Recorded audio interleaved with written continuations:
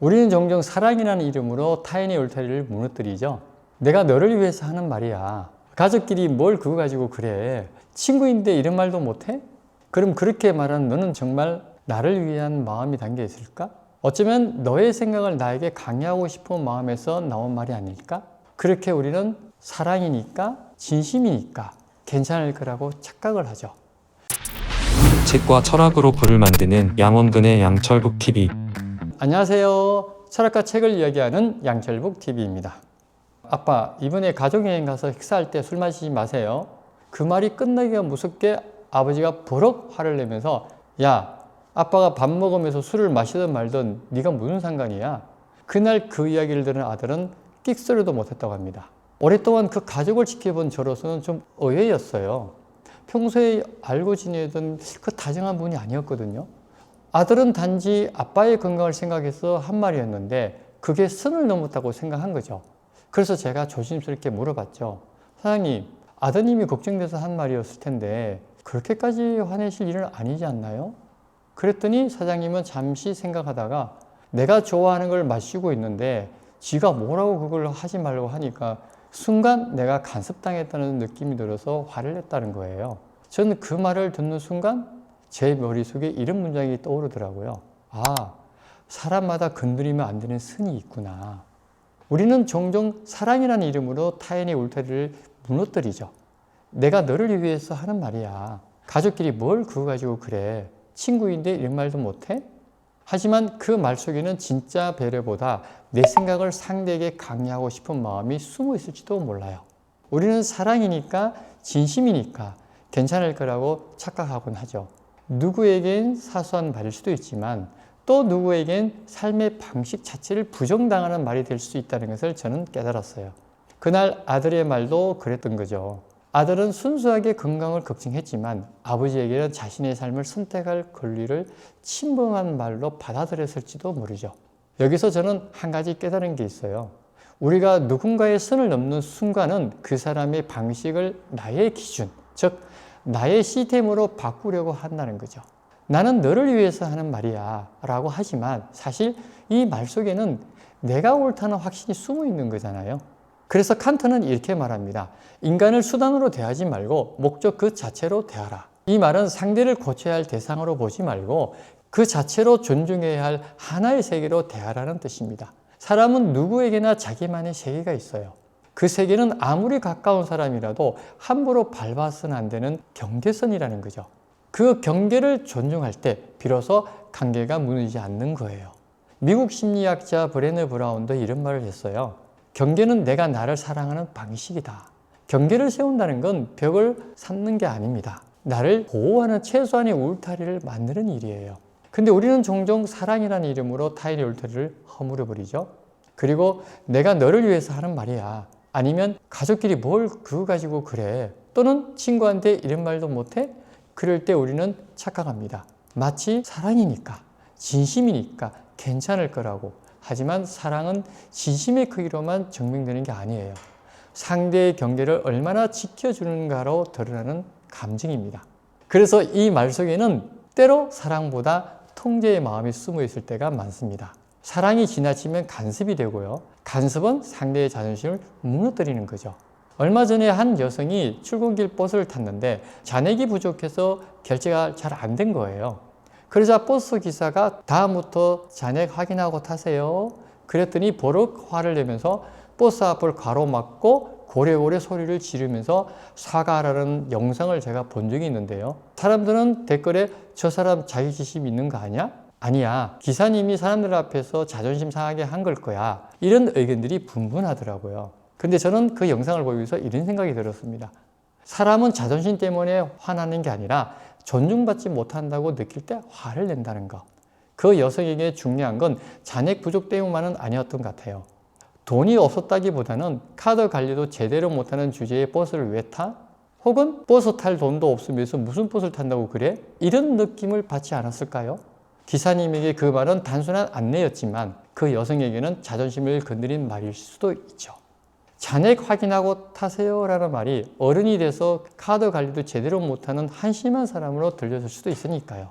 결국 문제는 내용이 아니라 말이 닿는 방식이라는 거죠. 같은 말이라도 왜 말투와 표정 그리고 맥락에 따라 상대의 마음을 무너뜨릴 수도 있고 또 지켜줄 수도 있거든요. 얼마 전에 제가 비슷한 일이 있었는데요. 이마트에 메누기를 사러 갔다가 비슷한 상황을 직접 목격했거든요. 한 여성이 물품을 계산대 앞에서 카드를 꽂았는데 몇 번을 했는데도 결제가 안 되는 거예요. 그래서 손님이 직원에게 이게 왜 안 돼요? 라고 그렇게 묻자 직원이 잔액이 부족해서 그래요. 그 순간 그 여성은 버럭 화를 내면서 뭐라고요? 내 통장이 몇백만 원 있는데 무슨 소리 하는 거예요? 통장 까서 보여줄까요? 결국 직원은 죄송합니다. 제가 잘못 봤나 봐요. 그렇게 그 상황이 마무리됐지만 저는 그 장면이 참 오래 남더라고요. 그 여성도 버스에서 화를 냈던 사람과 다르지 않았던 거죠. 둘 다 잔액이 문제가 아니라 자존심의 문제였던 거예요. 돈이 부족하다가 아니라 당신은 부족하다는 그 한마디 뉘앙스가 상처를 준 거죠. 사람이 살다 보면 왜 그럴 수 있지 않아요? 저도 그런 순간이 있었거든요. 누군가의 말 한마디가 내 안에 오래된 상처를 건드린다는 거죠. 니체는 말합니다. 사실이란 존재하지 않는다. 존재하는 것은 해석뿐이다. 우리는 모두 각자의 렌즈로 세상을 보고 듣고 해석합니다.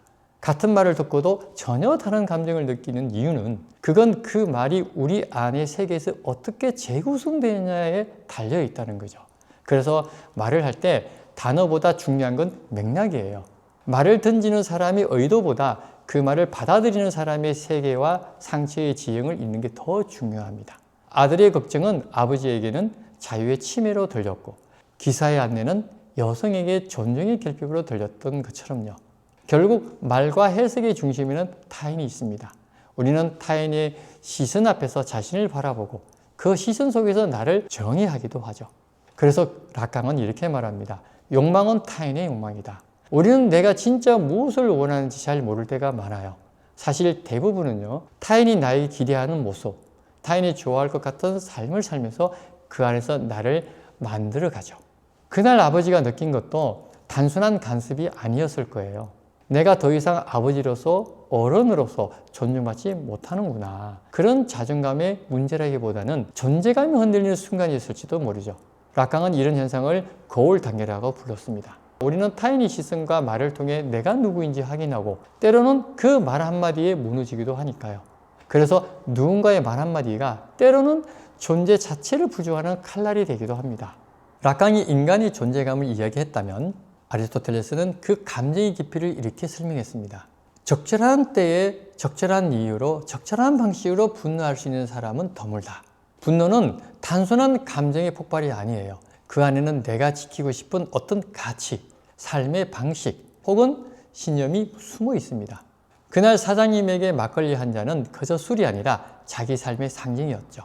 그 자유롭고 편안한 한 모금이 누군가의 말 한마디로 부정당했을 때 그건 단순히 화가 나는 게 아니라 존재의 리듬이 흔들리는 일이었을 거예요. 어떤 사람은 약속을 정말 중요하게 생각합니다. 그래서 그 약속이 깨지면 그건 단순히 시간을 어겼다는 문제가 아니라 나를 존중하지 않았다는 느낌으로 다가오죠. 저 같은 경우도 그럴 때가 많았거든요. 물론 지금은 10분, 20분 늦어도 그럴 수가 있구나. 무슨 사연이 있겠지? 이렇게 생각하지만 저는 한 10년 전으로 돌아가면 절대 저한테는 그게 용납이 되지 않았습니다.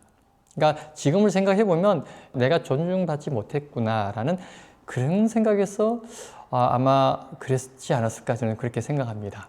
아리스토텔레스가 말한 분노는 바로 이런 겁니다. 그건 미성숙한 감정이 아니라 내가 지키고 싶은 세계가 침범당했을 때의 방어 본능이에요. 결국 우리는 각자 자신만의 세계를 지키며 살아갑니다. 그 세계는 눈에 보이지 않지만 누구에게나 소중한 울타리처럼 존재하죠. 사람은 누구나 보이지 않는 울타리를 가지고 살아갑니다. 겉으로는 아무렇지 않아 보여도 그 안에는 쉽게 건드려지길 원치 않는 자기만의 고유한 세계가 있죠. 니체는 그것을 해석의 우주라고 불렀고 락강은 타인의 욕망으로 구성된 자아의 거울이라 했어요.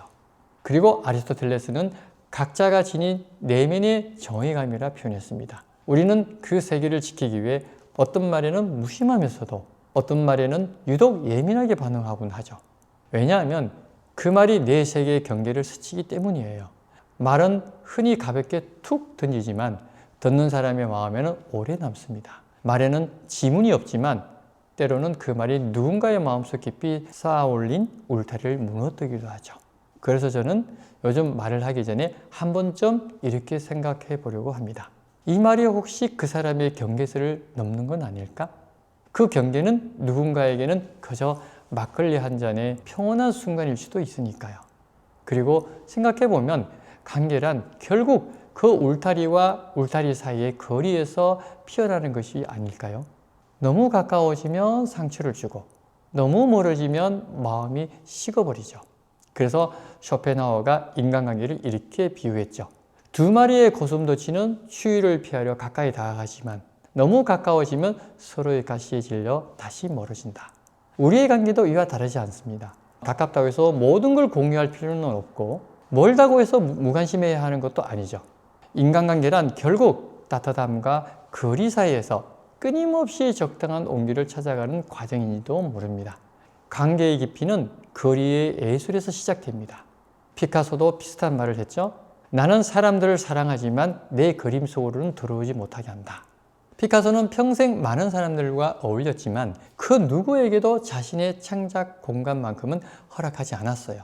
그건 차갑거나 이기적인 태도가 아니라 자신의 세계를 지키기 위한 경계였던 거죠. 예술도 관계도 다 마찬가지예요. 너무 가까워지면 선이 흐트러지고 너무 멀어지면 온기가 사라지듯이 적당한 거리를 유지할 때 비로소 우리는 서로를 이해하고 사랑할 수 있어요. 결국 그 거리를 지켜주는 힘은 말에서 나옵니다. 말은 사람과 사람 사이의 온도를 만들고 그 온도가 곧 관계의 깊이가 되는 거죠.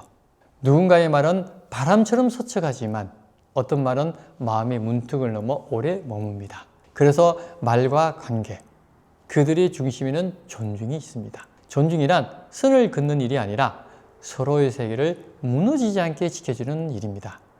여러분, 말은 다리를 놓을 수도 있지만 벽을 세울 수도 있습니다. 여러분의 말은 지금 무엇을 짓고 있나요? 그 질문을 오늘 하루 스스로에게 한번 던져보셨으면 하는 바람입니다. 감사합니다.